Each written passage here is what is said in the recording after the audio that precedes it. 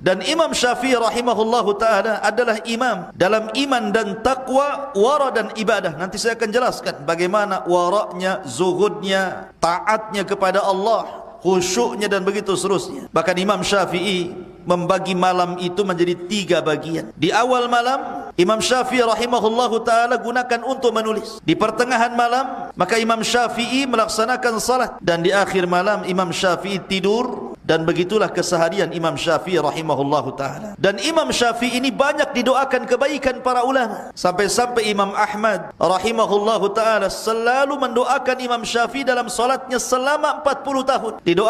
Didoakan kebaikan. Bayangkan, tidak ada hubungan Imam Ahmad dengan Imam Syafi'i kecuali hanya hubungan ilmu, di mana Imam Ahmad banyak belajar kepada Imam Syafi'i. Dan itulah ikhwan, adab, akhlak talabul ilmi, haruslah mendoakan kebaikan siapapun yang berjasa kepada anda, terutama guru-guru anda, ustad-ustad anda. Doakan kebaikan. Makanya kalau kita sering membaca kitab para ulama berikan contoh kepada kita apabila menukilkan perkataan para ulama, jangan tinggalkan kata-kata rahimahullah, semoga Allah merahmatinya. Contohnya, qala al-Bukhari rahimahullahu ta'ala, qala Abi Dawud rahimahullahu ta'ala, qala al-Imam Ahmad rahimahullahu ta'ala, qala Syekhul Islam rahimahullahu ta'ala. Kalau mereka sudah wafat. Tapi kalau mereka masih hidup, maka kita katakan hafizahullahu ta'ala. Begitu.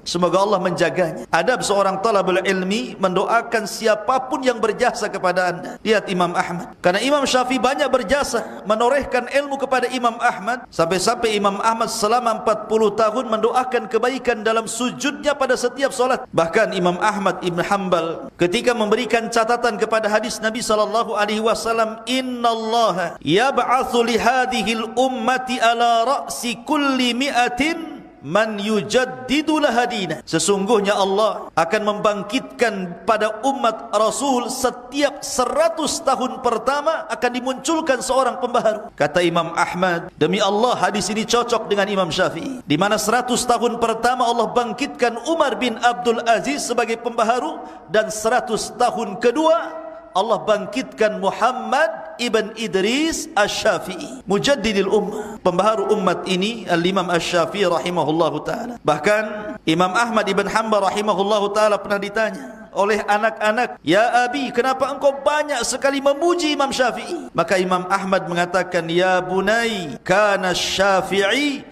kasyamsi lid-dunya wa kal afiyati linnas. Imam Syafi'i itu seperti matahari yang dunia berhajat kepadanya dan seperti kesehatan bagi manusia. Ma'asyiral muslimin yang dimuliakan Allah Azza wa Jalla. Baik, Imam Syafi'i berkunyah Abu Abdillah. Kunyahnya Abu Abdillah, namanya Muhammad ibn Idris. Lahir pada tahun 150 Hijriah bertepatan dengan wafatnya Abu Hanifah. Abu Hanifah wafat tahun 150 Hijriah. Imam Syafi'i lahir 150 Hijriah. Jadi hari wafatnya Abi Hanifah, lahirlah Imam Syafi'i. Seolah Allah ingin menggantikan dengan wafatnya Abu Hanifah, akan muncul generasi yang meneruskan perjuangan dakwah Abi Hanifah. Dan beliau wafat di Mesir pada tahun 204 Hijriah. Artinya Imam Syafi'i itu lahir di kurun mufaddalah, di generasi terbaik umat ini, yang disabdakan Nabi SAW, khairan nasi qarni, thumma alladhina yalunahum, thumma alladhina yalunahum. Sebaik-baik umat ini adalah generasi aku dan sahabatku, kata Rasul. Kemudian setelahnya tabi'in,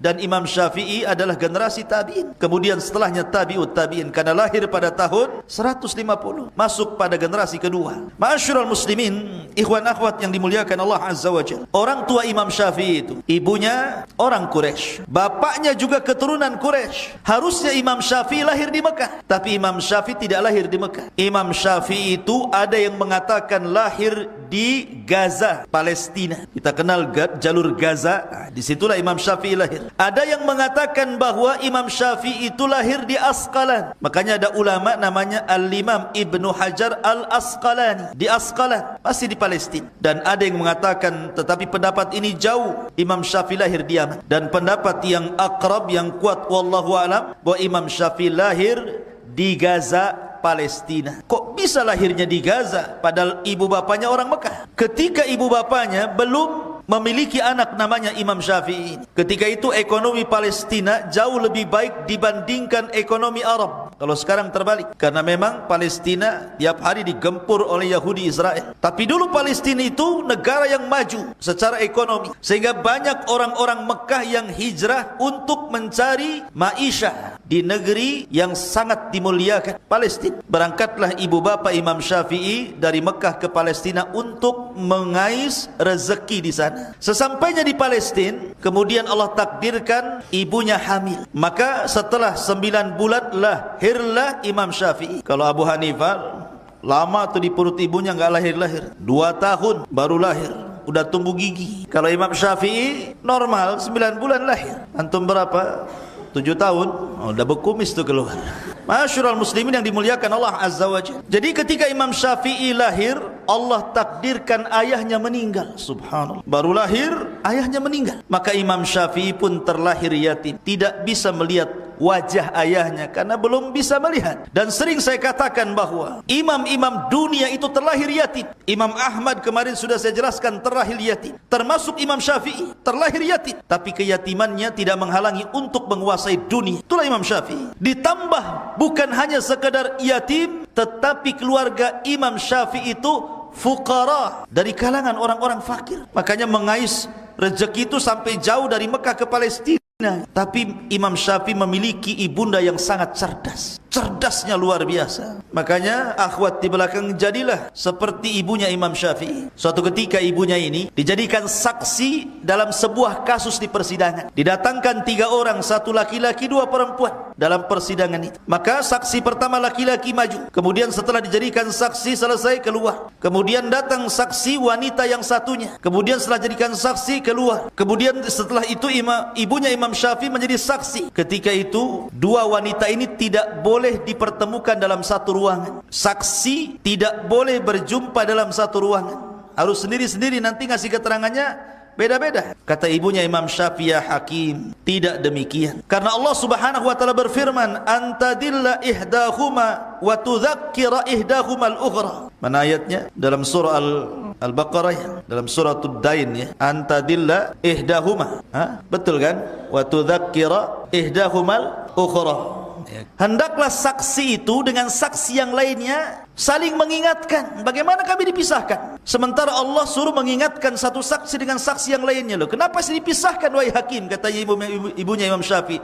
Terdiamlah Hakim ketika dibacakan surah Al-Baqarah. Kata Hakim, sadaqti, engkau benar. Lihat istimbatnya, kekuatan hukumnya ini ibunya. Cerdas, wajar punya anak cerdas. Masyurul muslimin yang dimuliakan Allah Azza wa Jalla. Lah kemudian karena ibunya ini tahu nggak mungkin pulang ke Mekah bawa bayi, tentu akan mencelakakan kesehatan anaknya karena masih bayi ketika itu. Maka ditunggulah sampai usia 2 tahun dan ibunya Imam Syafi'i terus mencari nafkah untuk membesarkan putranya. Setelah usia 2 tahun barulah ibundanya Imam Syafi'i membawa Imam Syafi'i pulang kembali, kemudian menetap di Mekah. Disinilah peran ibu luar biasa. Ibundanya Imam Syafi'i rahimahullahu ta'ala memiliki perhatian kepada Imam Syafi'i kecil ini untuk belajar, diberikan semangat gitu kan untuk belajar. Akhirnya kemudian di usia 7 tahun Imam Syafi'i sudah menghafal Al-Quran dengan tajwidnya, dengan suaranya yang indah. Itulah Imam Syafi'i. Sampai-sampai kalau Imam Syafi'i itu mengaji di masjid di usia 7 tahun itu, karena suaranya saking indah membuat satu masjid menangis. Masih kecil Imam Syafi'i rahimahullahu ta'ala, tapi lihat sudah memiliki aura yang luar biasa, mempengaruhi masjid dan jamaah. Kemudian setelah dia kuasai Al-Quran, kemudian dia pun mulai mempelajari tafsir. Sampai di usia 13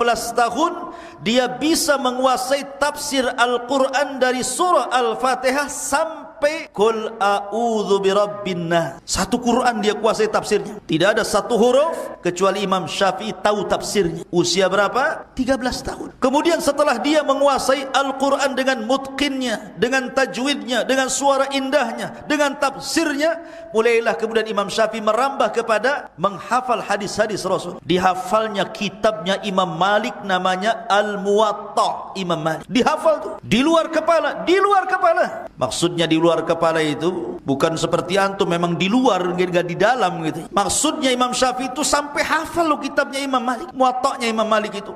Dan ketika itu kitab Muwatta' Imam Malik adalah kitab tersahih setelah Al-Quran Al-Karim. Karena belum lahir Imam Bukhari ketika. Sampai-sampai khalifah meminta agar Muwatta' dijadikan undang-undang negara, tapi Imam Malik menolaknya. Nanti ceritanya akan ada Imam Malik. 13 tahun sudah menguasai segalanya. Hadis dikuasai, tafsir dikuasai, Quran dikuasai. Bahkan ketika ada seorang ulama Mesir namanya Laith ibn Sa'ad namanya. Laith ibn Sa'ad itu ulama kondang, ulama Mesir, ulama dunia. Kalau disebutkan Laith ibn Sa'ad berarti termasuk ulama dunia dari Mesir. Haji dari Mesir ke Mekah. Ketika sampai di Mekah, namanya ulama besar, dia buat halaqah kajian. Banyak orang yang bertanya belajar kepada Laith ibn Sa'ad yang sedang memberikan ceramah di Masjidil Haram. Datang Imam Syafi'i usianya 13 tahun. Kemudian mendengarkan kajiannya Laits ibn Sa'ad. Salah satu petikan ucapan Laits ibn Sa'ad adalah, sesungguhnya sebab perpecahan umat ini karena tidak paham bahasa Arab. Kalau anda ingin mempersatukan umat,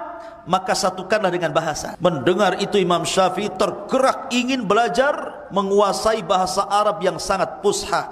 Berangkatlah Imam Syafi'i ke kabilah Hudzail. Kabilah apa? Kabilah Hudzail. Ini kabilah yang masih murni bahasa Arabnya. Belajar di situ dia. Akhirnya Imam Syafi'i menjadi seorang penyair, kondang, pujangga, ahli bahasa, dan diakui keindahan balaghahnya. Subhanallah. Kemudian dia kembali ke Mekah di usia 15 tahun. Di Mekah itu ikhwan, ada seorang ulama namanya Sufyan ibn Uyainah. Ulama besar Mekah. Melihat kecerdasan Imam Syafi'i yang luar biasa, menguasai Quran, tafsir, hadis, bahasa, macam-macam. Kata Sufyan ibn Uyainah, wahai Syafi'i, maukah kau menjadi mufti Mekah? 15 tahun mau diangkat jadi mufti. Mufti itu orang yang kasih fatwa. Semua manusia dari dunia datang meminta fatwa kepada Imam Syafi'i di usia 15 tahun. Sampai suatu ketika ada kisah Imam Syafi'i ini usianya belum balik, hampir 15 tahun tapi belum 15 tahun. Kasih kajian di bulan Ramadan di siang hari.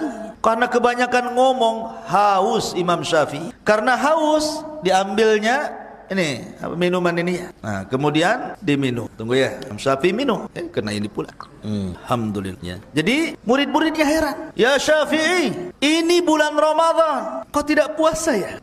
Jawaban Imam Syafi'i, saya kan belum balik, belum wajib puasa, kata. Cerdas Imam Syafi'i, bisa menjawab dia.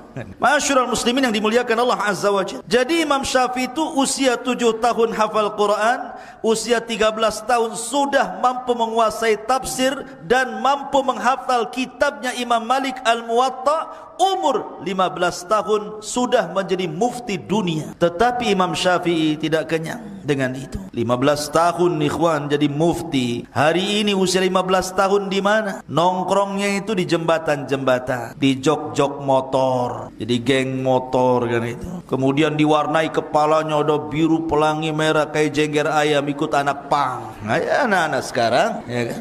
15 tahun tuh.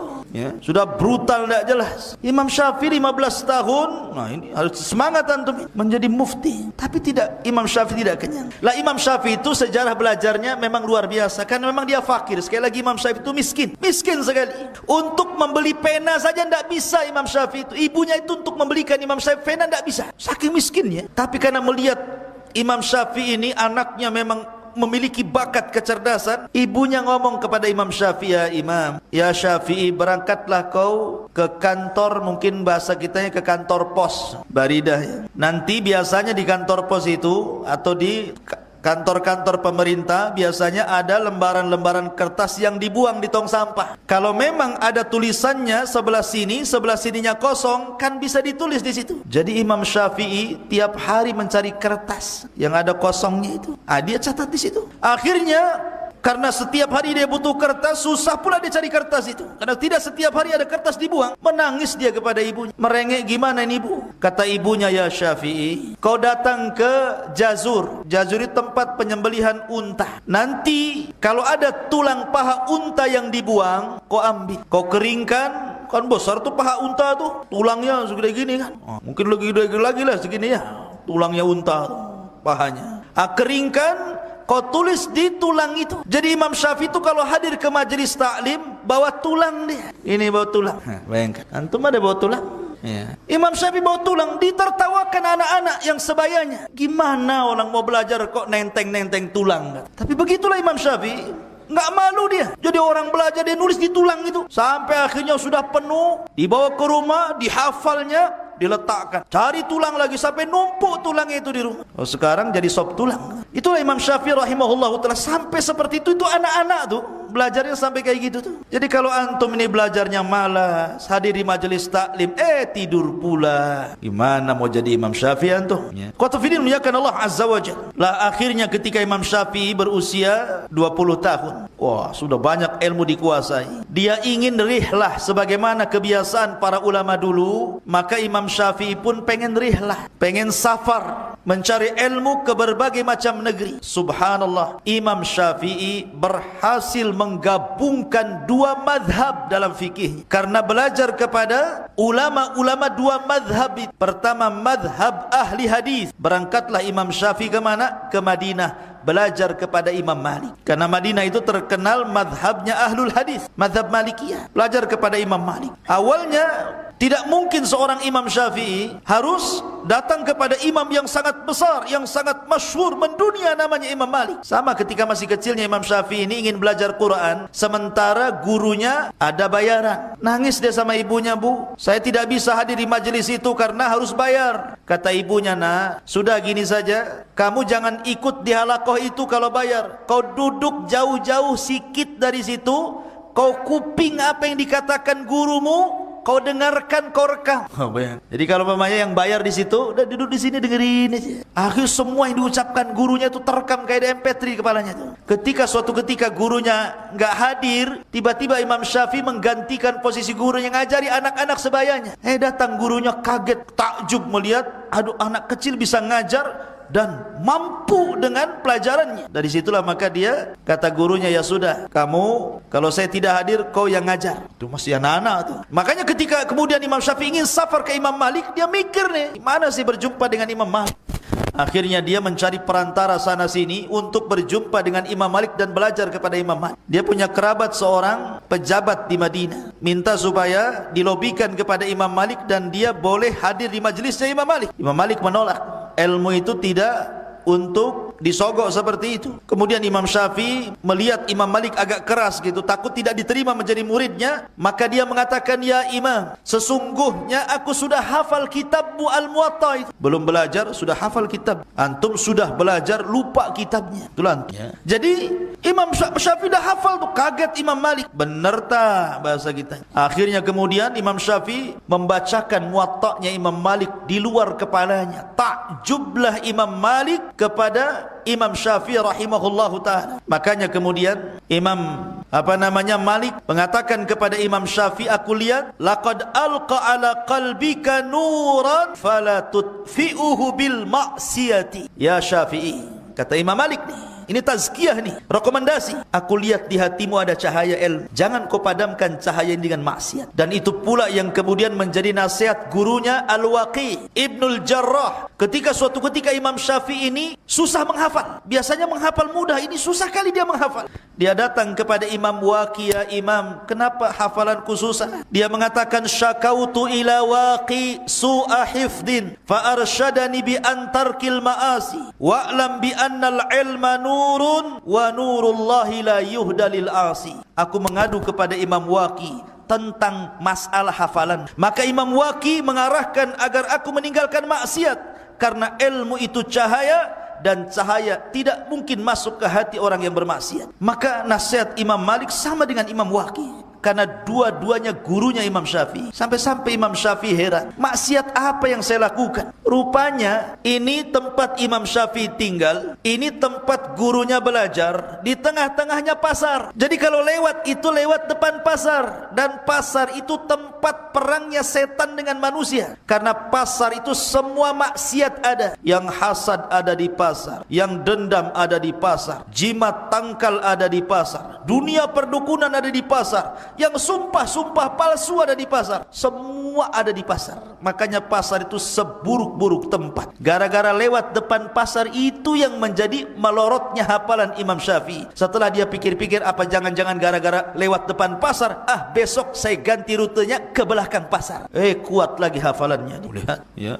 Hanya gara-gara itu. Ma'asyiral muslimin yang dimuliakan Allah Azza wa Jalla. Akhirnya Imam Syafi'i diangkat menjadi muridnya Imam Malik dan dia menyerap seluruh ilmunya Imam Malik. Tidak cukup di situ dia belajar kepada ulama-ulama Madinah. Ulama-ulama yang ada di Madinah. Setelah belajar kepada ulama-ulama yang ada di Mekah, kemudian belajar kepada ulama-ulama yang ada di Madinah. Kemudian dia berangkat ke mana? Ke Irak. Ke Irak ingin memperdalam madhabnya ahlu ra'i. Madhabnya ahlu ra'i. Orang yang banyak berdebat dengan akalnya, itu ahlu ra'i namanya. Dan itu madhab Hanafi. Belajarlah beliau kepada salah satu muridnya Imam Abi Hanifah, Muhammad Hasan Asy-Syaibani, dan yang lainnya. Akhirnya dia pun menyerap seluruh ilmu yang ada pada Abi Hanifah lewat murid-muridnya. Jadi dia sudah menguasai dua madhab itu. Satu madhab Maliki, ahli hadis, dan satu madhabnya Abi Hanifah, ahlu ra'i. Setelah itu dia berangkat ke Yaman. Belajar di Yaman, belajar kepada Mutarrib ibn Mazin as-San'ani, belajar kepada Yahya ibn Hassan dan banyak para ulama San'a. Maka Imam Syafi'i pun berhasil mengumpulkan banyak referensi dari madhab-madhab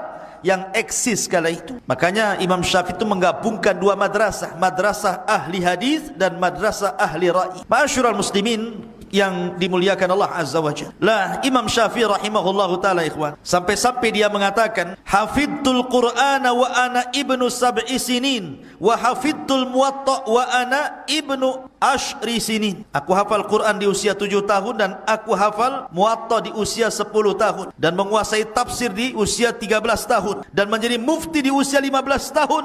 Kemudian di usia 20 tahun dia safar keliling dunia untuk memperdalam agama. Kemudian Imam Syafi'i pun menetap di Baghdad. Menetap di mana? Di Baghdad, Irak. Disitulah banyak ulama, talabatul ilmi dari mana-mana datang kepada Imam Syafi'i belajar macam-macam. Sampai-sampai lihat bagaimana Imam Syafi'i rahimahullahu taala ketika mengajar. Dijelaskan oleh seorang ulama namanya Rabi ibn Sulaiman. Apa kata Rabi ibn Sulaiman? Kana Syafi'i rahimahullahu ta'ala yajlis fi halaqatihi idza shalla subha. Adalah Imam Syafi'i, semoga Allah merahmati beliau, duduk membuka halaqah selesai salat subuh. Fayaji'uhu ahlul Quran. Datanglah orang-orang dari mana-mana ingin belajar Al-Quran kepada Imam Syafi'i. Jadi habis subuh buka halaqah, dari mana-mana belajar Quran kepada Imam Syafi'i. Fa idza tala'atis syamsu, apabila matahari kemudian mulai terbit, maka selesailah mengajar orang-orang yang ingin memperdalam Quran. Qamu wa jaa ahlul hadis. Tiba-tiba bubarlah orang-orang yang belajar Quran, datang orang-orang yang ingin belajar hadis. Orang lain, dia enggak sempat berdiri, sudah ini bubar, datang murid-muridnya yang lain yang ingin belajar hadis. Maka Imam Syafi'i pun mengajarkan hadis. Kemudian fayas'alunahu tafsirahu wa ma'anihi. Mereka bertanya tentang tafsir dan makna-maknanya. Fa idzar tafa'atis syamsu, kalau matahari sudah meninggi, jam 10, jam 11 sudah tinggi mendekati zuhur, qamu fastawatil halaqatu lil mudzakarah wan nadhr. Maka yang belajar hadis pergi, datang orang-orang yang ingin mendebat Imam Syafi'i, ingin berhujah dengan Imam Syafi'i. Ya Imam, begini, kata Imam Syafi'i begitu, begini, sampai waktu zuhur. Apabila sudah mendekati waktu zuhur, waktu duha, ya, mendekati zuhur lagi, maka orang-orang ini yang mudzakarah, yang murajaah, yang berdebat, menambah ilmu pergi, datang orang-orang yang ingin belajar nahwu, belajar bahasa Arab. Bayangkan, sebelum duhur itu sudah buka halaqah 4 kan itu. Halaqah Quran, dia ngajar Quran. Halaqah hadis, dia ngajar hadis. Halaqah orang debat, orang mudzakarah. Kemudian halaqahnya bahasa Arab, syair, nahwu, saraf, macam-macam. Fala yazaluna ila qurbi intisafin nahar. Dan begitulah sampai menjelang waktu zuhur setiap hari. Jadi ulama-ulama datang untuk belajar itu kepada Imam Syafi'i. Luar biasa. Lah disitulah kemudian Imam Syafi'i rahimahullahu taala, ada yang mengatakan diminta untuk menuliskan sesuatu tentang masalah usul fiqh, masalah fikih dan persoalan fikih oleh Muhammad Al-Mahdi. Ada yang mengatakan bahwa Imam Syafi'i kemudian mulai menulis. Disitulah beliau mengarang kitab yang dengan kitab inilah Imam Syafi'i dijuluki Mujaddidil Ummah. Dikarangnya kitab Ar-Risalah, Ar-Risalah Sughra. Imam Syafi'i menuliskan fatwa-fatwanya itu di buku Ar-Risalah. Walaupun kemudian setelah Imam Syafi'i hijrah dari Baghdad menuju Mesir, Imam Syafi'i mengarang kitab Risalah yang kedua, yang kemudian kitabnya dikenal dengan Kitab Al-Um, kitabnya Imam Syafi'i. Risalah yang pertama disebut Qaulul Qadim, risalah kedua disebut Qaulul Jadid. Ini fatwa lama ketika di Baghdad, fatwa baru ketika di Mesir, dan fatwa baru itulah Al-Um. 99% fatwa lama dicabut, kemudian ganti dengan fatwa baru. Tetapi sebagian para ulama setelahnya ada yang menguatkan fatwa lamanya dan sebagiannya menguatkan fatwa barunya. Ya, kebenaran itu adalah milik Allah Azza wa Jalla. Sampai-sampai Imam Syafi'i itu suatu ketika berdebat, saya lupa nama ulamanya, berdebat dengan salah satu ulama tentang masalah arti al-quru, salasata quru, ya. Wal mutallaqati yatarabbasna bi anfusihinna salasata quru. Apa makna quru itu? Berdebat Imam Syafi'i. Dia mengatakan bahwa quru itu al-haid. Imam Syafi'i mengatakan quru itu at-tuhur, suci. Setelah keduanya berpisah, Imam Syafi'i mengambil pendapat dia pula mengambil pendapat Imam Syafi'i. Tukar-tukaran pendapat. Ya, karena dilihatnya Imam Syafi'i lebih kuat hujahnya, maka dia ambil pendapat Imam Syafi'i, dan Syafi'i melihat orang itu kuat hujahnya, diambil pula pendapatnya. Begitulah para ulama, kebenaran itu ada pada hujah, pada dalil Al-Quran dan sunnah Nabi sallallahu alaihi wasallam. Ma'asyiral muslimin yang dimuliakan Allah Subhanahu wa taala, Imam Syafi'i rahimahullahu taala kemudian ketika safar ke Yaman, subhanallah, setiap ulama itu punya ujian. Kemarin Imam Ahmad saya ceritakan bagaimana ujian dari orang-orang Mu'tazilah yang mengatakan Quran makhluk, hampir mati Imam. Rupanya Imam Syafi'i juga sama. Imam Syafi'i dituduh oleh orang-orang Syiah, jadi dituduh sebagai tasyayyu. Sementara ketika itu daulah yang berkuasa adalah daulah Abbasiyah. Jadi Imam Syafi'i dituduh orang-orang Syiah hendak memberontak kepada Khalifah Harun Ar-Rasyid, karena dia hidup di zaman Khalifah Harun Ar-Rasyid. Dituduh memberontak. Kenapa? Karena hasadnya tuh lihat. Karena Imam Syafi'i ketika safar ke Yaman sambil bekerja sambil belajar, rupanya orang-orang tahu kecerdasannya, akhirnya banyak orang yang belajar kepada Imam Syafi'i, lama-lama terkenal dan menyebar nama Syafi'i itu. Banyak orang hasad. Itulah hasad itu biasanya sesama profesi. Hasadnya orang jual bawang, pasti sebelahnya yang jual bawang juga. Hasadnya bengkel motor, ya yang sebelahnya bengkel motor juga. Hasadnya para santri, ya santri juga yang hasad. Hasadnya ustad, ya ustad juga yang hasad. Jadi seperti itu hasad itu. Karena orang hasad kepada Imam Syafi'i, makin hari makin tinggi naik ratingnya gitu ya. Akhirnya difitnah, dia memberontak. Bahwa Imam Syafi'i itu memberontak kepada penguasa. Dan ingat, siapapun pemberontak pasti dipenggal mati. Oh, dipenggal matilah ya. Banyak para ulama yang kemudian akhirnya dibunuh karena tuduhan-tuduhan ini, termasuk Imam Syafi'i. Hampir melayang kepalanya. Akhirnya kemudian Imam Syafi'i dihadapkan kepada Khalifah Harun Ar-Rasyid, dan di samping Harun Ar-Rasyid ini ada ulama-ulama yang salah satunya menjadi gurunya dari murid-murid Abi Hanifah. Kemudian di situ Imam Syafi'i berhujah di hadapan Khalifah, aku tidak mungkin memberontak. Engkau dari keluarga Rasul, kami juga sama. Macam-macam dalil. Akhirnya kemudian setelah berdebat dengan salah satu ulama dari Hanafi, maka Imam Syafi'i selalu menang dalam perdebatan. Lah, Khalifah Harun Ar-Rasyid seorang ulama, ya. Ketika melihat kecerdasan Imam Syafi'i yang tidak jadi eksekusi jadinya, malah dikasih hadiah besar. Itulah kecerdasan Imam Syafi'i. Sebenarnya kisahnya panjang. Ini hanya bagian dari cuplikannya saja.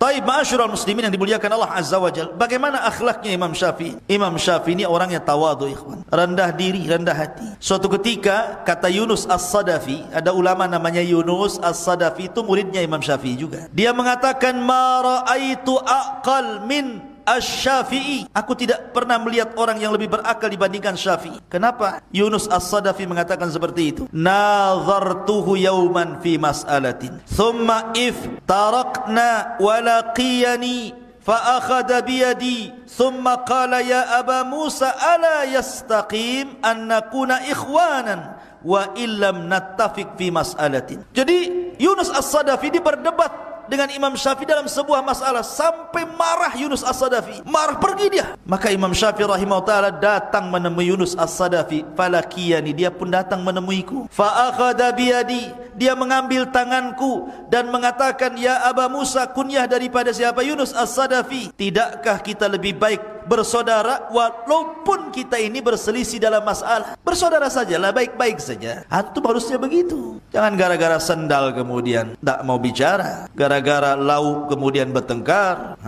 gara-gara hadiah tak dapat pula sewot. Masyurul muslimin yang dimuliakan Allah Azza wa Jalla. Begitulah akhlaknya Imam Syafi'i, rendah. Sampai-sampai Imam Syafi'i itu dia mengatakan, sesungguhnya kalau aku berdebat dengan orang, aku hanya mengharap kebenaran ada pada dia, supaya aku bisa mengambil faedah. Itulah Imam Syafi'i. Masyurul muslimin yang dimuliakan Allah Azza wa Jalla. Kemudian juga di antara akhlak Imam Syafi'i ini, beliau itu suka mendorong orang untuk belajar. Mendorong orang untuk belajar. Antum harusnya begitu. Kalau antum lagi libur, pulang, punya adik, antum semangati adik antum. Lah Imam Syafi'i suka seperti itu, menyemangati orang untuk belajar. Sampai-sampai Imam Ahmad ibn Hanbal rahimahullahu ta'ala, ataupun ulama yang lainnya, atau Imam Ahmad ibn Hanbal pernah mengatakan, Abdullah ibn Ahmad ibn Hanbal, putra daripada Ahmad bin Hanbal, namanya Abdullah. Qultu li abi, aku berkata kepada bapak, pada bapakku. Kemudian, kenapa engkau selalu mendoakan Imam Syafi'i yang sudah saya ceritakan di awal? Ini alasan Imam Ahmad, ya bunai kana Syafi'i kasyamsi lid dunya. Matahari seperti matahari untuk dunia. Imam Syafi'i suka menerangi orang dengan ilmunya, mengajak orang kepada kebaikan. Begitulah akhlaknya Imam Syafi'i rahimahullahu ta'ala. Makanya wajar sekali lagi, bukan Imam Ahmad saja yang mendoakan Imam Syafi'i, sampai-sampai di antara para ulama yang ikut mendoakan Imam Syafi'i banyak, seperti Yahya bin Madini, Yahya bin Ma'in, Ali bin Madini, dan ulama-ulama kondang lainnya selalu mendoakan Imam Syafi'i kebaikan. Dan ibadahnya, lihat bagaimana ibadahnya Imam Syafi'i. Imam Syafi'i ini orangnya wara. Dia selalu menghatamkan Al-Quran pada setiap malam, 1 kali khatam. Setiap malam khatam. Karena beda orang yang membaca Quran dengan hafalan dengan orang baca Quran lihat mushaf. Biasanya orang yang membaca Quran lewat hafalan cepat dia selesai. Karena Imam Ahmad itu dah ngelotok Quran itu, tidak perlu lihat mushaf lagi, cepat. Tiap hari menghatamkan Quran. Dan apabila datang di bulan Ramadan, maka Imam Ahmad menghatamkan Quran setiap malam 1 hatam, dan di siang harinya juga menghatamkan Al-Quran. Berarti 1 hari 2 kali itu. Kalau Ramadan 60 kali berarti ya. Kalau surah Ramadannya 30 hari kan berarti 60 kali dia menghatamkan Quran. Sekuat itu Imam Syafi'i mampu menghatamkan Quran coba. Bahkan Al-Husain ibn Ali Al-Qarabisi pernah bercerita, aku pernah suatu ketika menginap di rumahnya Syafi'i. 80 lailatan, 80 malam aku menginap di rumah Imam Syafi'i. Kana yusalli nahwa thuluthil laili la yamurru bi ayati rahmatin illa sa'alallaha li nafsihi walil mu'minina ajmain wa la yamurru bi ayati adzabin illa ta'awwadha billahi minha wa sa'alan najata li nafsihi wa li jami'il muslimin wa ka'annama jumi'a lahur raja'u war rahbah. Katanya Husain ibn Ali Al-Qarabis, kalau aku melihat Imam Syafi'i sedang solat malam itu, apabila membaca ayat yang berkaitan dengan rahmat Allah, maka Imam Syafi'i akan mendoakan kebaikan untuk dirinya, untuk orang lain, dan untuk kaum muslimin secara keseluruhan. Dan apabila dia membaca ayat-ayat azab, maka dia langsung berlindung kepada Allah, kemudian meminta keselamatan untuk dirinya dan untuk seluruh kaum muslimin. Dia selalu mengumpulkan rasa takut dan harapan. Luar biasa Imam Syafi'i ibadahnya. Makanya wajar kita lihat pujian-pujian para ulama. Di antaranya Abdul Malik Al-Maimuni dia mengatakan, kuntu inda Ahmad ibn Hanbal, aku berada di samping Ahmad ibn Hanbal rahimahullahu ta'ala, wajara dzikra Syafi'i. Aku lihat Imam Ahmad itu terus membesar-besarkan Imam Syafi'i, selalu membesar-besarkan Imam Syafi'i, diagungkannya Imam Syafi'i, dibesarkannya gitu. Menunjukkan bahwa sekelas Imam Ahmad loh, imam dunia, dia bisa memuji ulama itu luar biasa. Berarti ulama itu memang ulama luar biasa, karena dipuji yang memujinya bukan ulama biasa juga. Imam Ahmad bin Hanbal rahimahullahu ta'ala, sampai-sampai dikatakan oleh Yunus ibn Abdil A'la, ma ra'aitu ahadan aqal minasy Syafi'i law jumi'at ummatun faja'alat fi aqli Syafi'i lawasi'ahum. Subhanallah, kata Yunus ibn Abdil A'la ini, aku tidak pernah melihat orang yang lebih berakal dibandingkan Syafi'i. Kalaulah satu satu umat ini dikumpulkan hatinya, dikumpulkan akalnya pada akalnya Imam Syafi'i dibandingkan nih akalnya satu dunia di zaman itu, banyak akalnya dibandingkan dengan satu akalnya Imam Syafi'i. Satu akalnya Imam Syafi'i sudah bisa mencakup mereka semuanya. Saking berakalnya Imam Syafi'i. Dan itu pujian luar biasa ya, dari para ulama. Ma'asyiral muslimin yang dimuliakan Allah Azza wa Jalla. Lah, setelah kita tahu bagaimana pujian para ulama, Imam Syafi'i rahimahullahu taala, beliau banyak mengarang buku yang luar biasa. Karyanya banyak, ikhwan. Bukan hanya pencetus usul fikih saja. Imam Syafi'i kemudian mengarang, saya ulangi dari awal, kitab Ar-Risalah Qadimah, dicatat di Baghdad yang disebut dengan Qaulul Qadim. Kemudian kitab Risalah Jadidah yang ditulis di Mesir yang disebut dengan Al-Um. Kemudian kitab Ikhtilaful Hadis. Kemudian kitab Ahkamul Quran. Kemudian kitab Sifatul Amri wan Nahyi. Kemudian kitab Ar-Rad ala Muhammad ibn Hasan. Kemudian kitab Fadail Quraisy. Kemudian kitab Ali wa Abdullah. Kemudian kitab Bayan Fardillahi Azza wa Jalla. Kemudian kitab Jima'ul Ilmi. Kemudian kitab Ibtalul Istihsan, dan banyak lagi karya beliau yang mendunia dan dijadikan rujukan ulama dunia. Makanya Imam Syafi'i itu berkah hidupnya, ikhwan. Lihat, mazhab yang paling besar tersebar di dunia ini adalah mazhab Syafi'i. Keikhlasannya kan, mazhab itu banyak. Mazhab Syauri, mazhab Auza'i, mazhab Ibnu Uyainah, mazhab Hanafi, Maliki, Syafi'i, Hambali, banyak mazhab itu. Tapi mazhab-mazhab yang lain padam, karena tidak disebarkan murid-muridnya kecuali 4, dan yang terbanyak adalah mazhab Syafi'i setelah Hanafi. Menyebar di mana-mana di dunia ini, sampai negara kita ini berasaskan kebanyakan mazhab Syafi'i. Dan itu menunjukkan berkahnya siapa? Imam Syafi'i rahimahullahu taala. Ma'asyiral muslimin yang dimuliakan Allah Subhanahu wa taala. Setelah kita tahu bagaimana Imam Syafi'i rahimahullahu taala, maka Imam Syafi'i rahimahullahu taala sekali lagi, kemudian akhirnya beliau menetap di Mesir di akhir hayatnya. Kemudian setelah sampai kepada tahun 204 Hijriah, beliau pun menutup usianya dan dikubur di Mesir. Itulah Imam Syafi'i rahimahullahu ta'ala. Banyak kisah-kisah tentang Syafi'i ini, cuman sekali lagi waktu